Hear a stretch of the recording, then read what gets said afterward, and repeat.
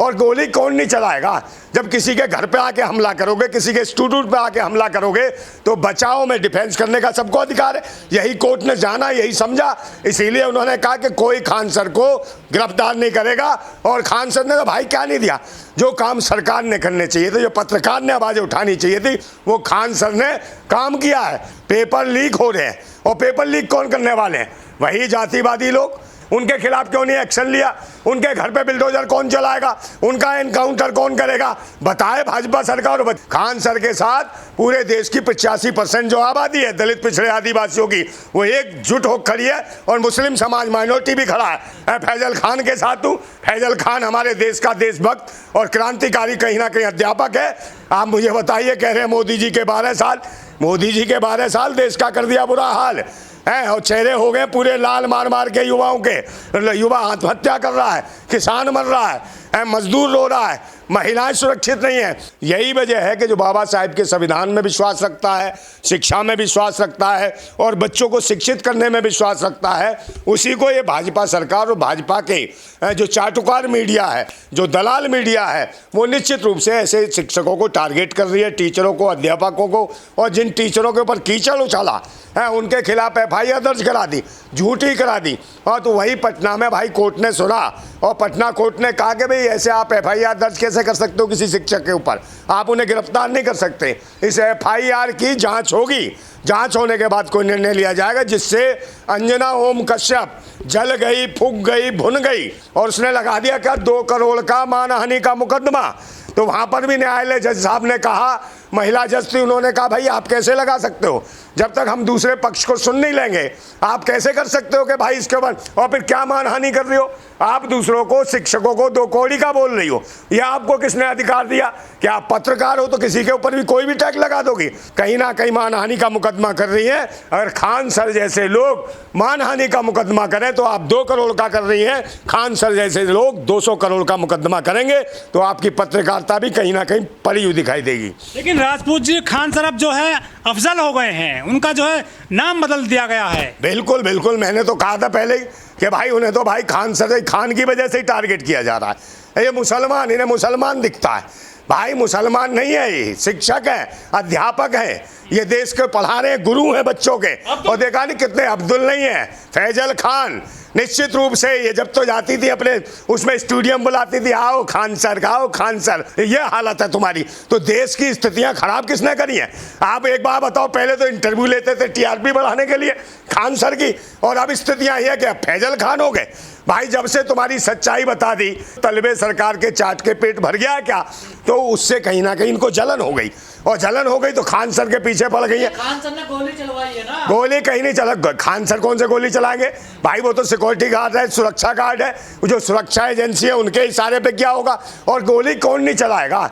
जब किसी के घर पे आके हमला करोगे, किसी के इंस्टीट्यूट पे आके हमला करोगे, तो बचाव में डिफेंस करने का सबको अधिकार है। यही कोर्ट ने जाना, यही समझा, इसीलिए उन्होंने कहा कि कोई खान सर को गिरफ्तार नहीं करेगा। और खान सर ने तो भाई क्या नहीं दिया, जो काम सरकार ने करने चाहिए थे, जो पत्रकार ने आवाज़ उठानी चाहिए थी, वो खान सर ने काम किया है। कहीं ना कहीं अस्पताल, स्कूल, ये सब खोलने का काम कर रहे हैं, और कहीं ना कहीं अस्पताल जो इतने कम से कम में खर्चे में लोगों का इलाज कर रहे हैं, फ्री में बच्चों को पढ़ा रहे हैं। कोचिंग माफिया है, कोचिंग माफिया। कौन कोचिंग माफिया है? कोचिंग माफिया तो भाई वो है धर्मेंद्र प्रधान। ये है शिक्षा का माफिया। ये इसके शासन में हो रहे क्या हो रहे हैं? पेपर लीक हो रहे हैं, और पेपर लीक कौन करने वाले हैं? वही जातिवादी लोग। उनके खिलाफ क्यों नहीं एक्शन लिया? उनके घर पे बिल्डोजर कौन चलाएगा? उनका एनकाउंटर कौन करेगा?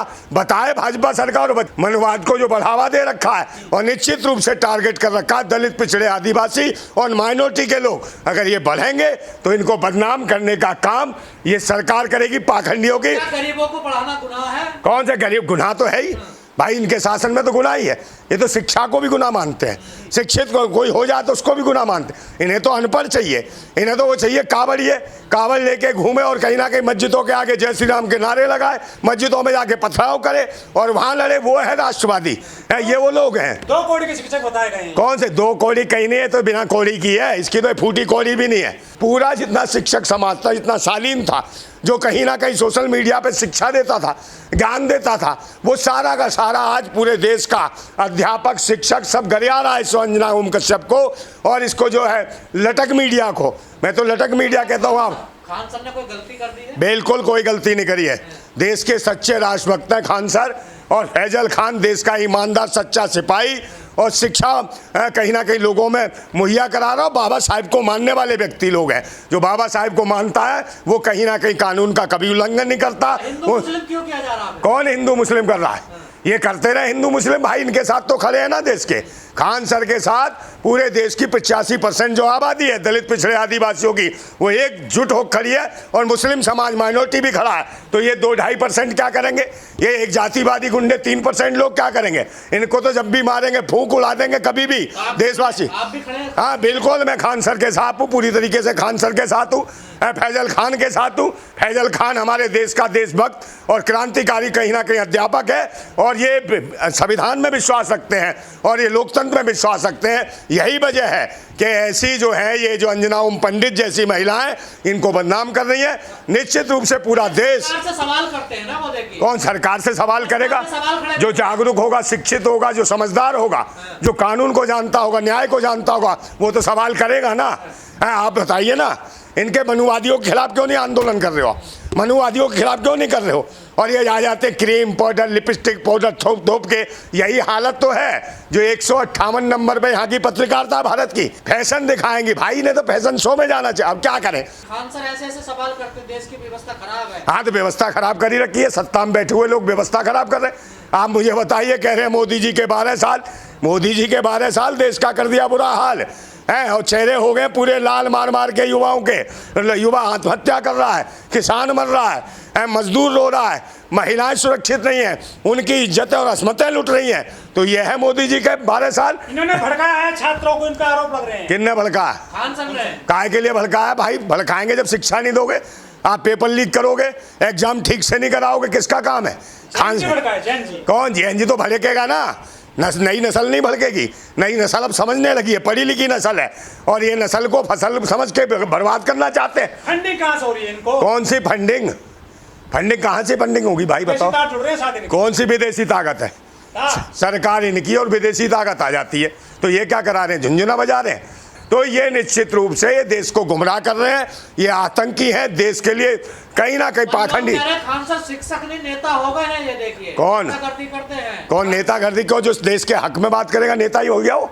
भाई हक की बात ही ना करे, कोई हक अधिकारों की बात ना करे कि नाली खरिंजा टूटा तो नेता हो गया। कोई हक की बात ना करे, शिक्षा की बात कर दे तो नेता हो गया। मतलब अपने हक की बात ही ना करे, चुप बैठ जाए, अंधभक्ति में पड़ा रहे, अंधविश्वास में हो जाए, बच्चों को अनपढ़ बना दे, अशिक्षित बना दे, पढ़ाई लिखाई नहीं और इनके पीछे घूमे और नफरती बिल्कुल जानवर बन जाए।